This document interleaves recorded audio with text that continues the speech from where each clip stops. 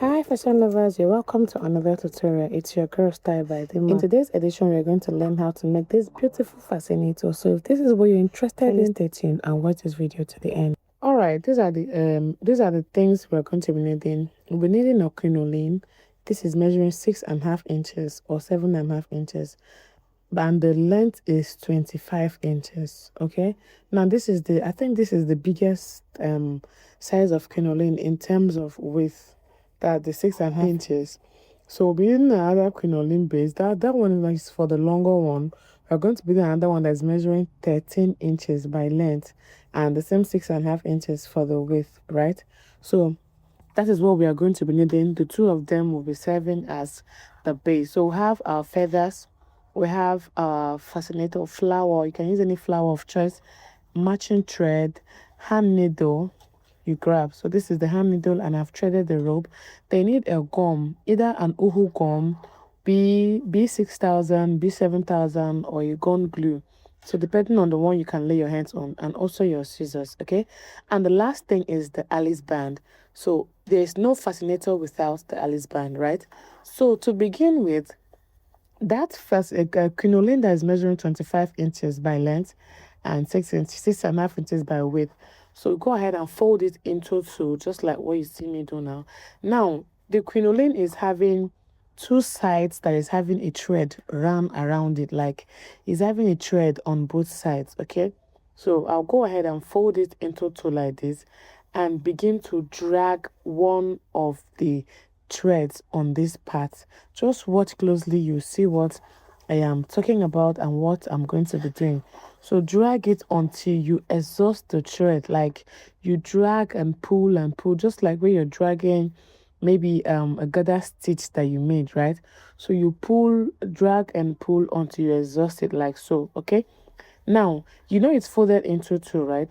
That part now that have rough edges, since it's folded into two, one side is neat and one side is with the rough edge. One side is having a fold and one side is having the rough edge. So that part that's having the rough edge, go ahead and plait it up like this, just like what I'm doing. Plait it like so, and then use the thread that you gathered from that other side and tie them up together. Like tie everything, make sure you tie very firm so that it does not frill or it does not lose in a little time. Okay, just go ahead and tie.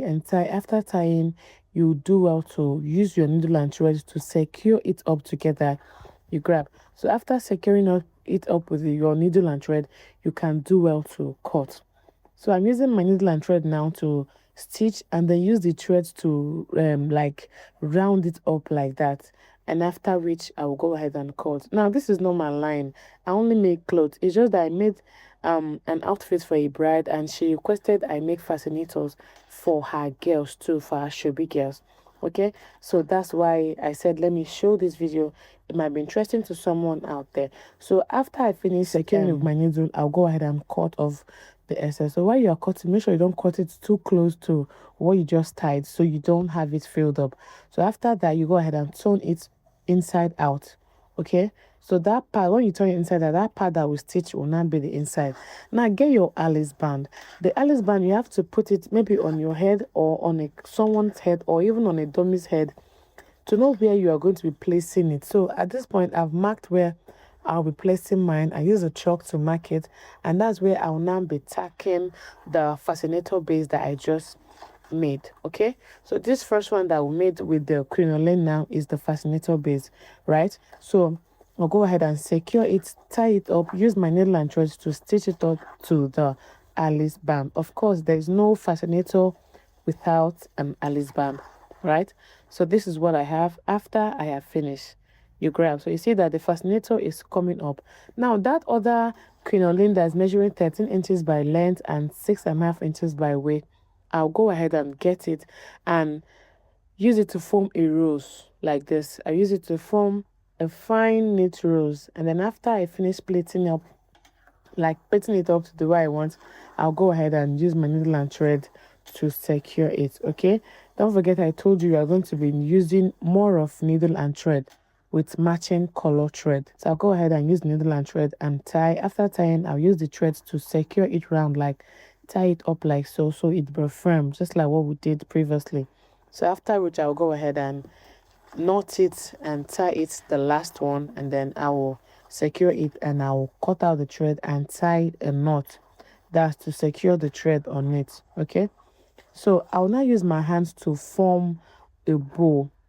You grab, so it all depends on what you want to achieve. I want to achieve something like a bow kind of. So after that, I'll place it. After I've gotten my desired bow, I'll place it on the fascinator that is already set up, right?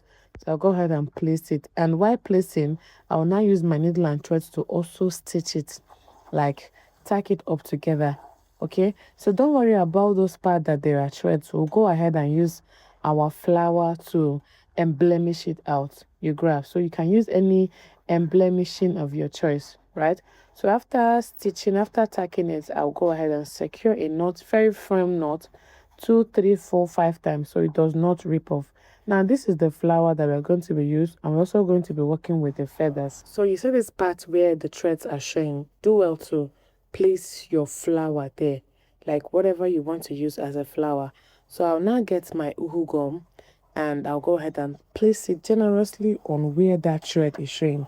The essence of this is because we want to use this flower to cover up this thread that is showing. Okay, so it won't be visible and it's going to be neat.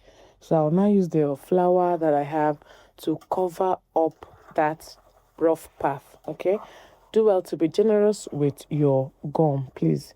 If you're using B6000 gum glue, whatever gum you're using, just make sure to be generous with it. So I'll get the feathers. Also, I just ripped off 2 or 3 like that, and I'll gum it up and put it under the flower so that the flower can cover it up. Okay, and the fascinator is already formed. Now I will still do more, go on with the gum so that I can have everything fixed up and well secured so that it's going to be looking very firm. Okay, so I'll allow this to dry up a little bit, and this is what we are having. Now to cover up that stitch on the Alice band that's under the fascinator, I have this pieces of fabric that I just cut in a square form or in a circular form. So I use lighter to finish up the edges since I will not be stitching it. Now I'll go ahead and use the gum again to work generously on it and then use it to cover that part where I stitched the fascinator with the Alice band. All right, guys, if you have watched this video to this point and you've not yet subscribed to this channel, I really don't know what you're waiting for. Thank you to all my existing subscribers. I love you all. And if this is the first time of you coming across my video and hearing my voice, do well to give me a comment in the comment section, like this video and share it. And this was the last result. Hope it was given. See you in the next tutorial. Bye.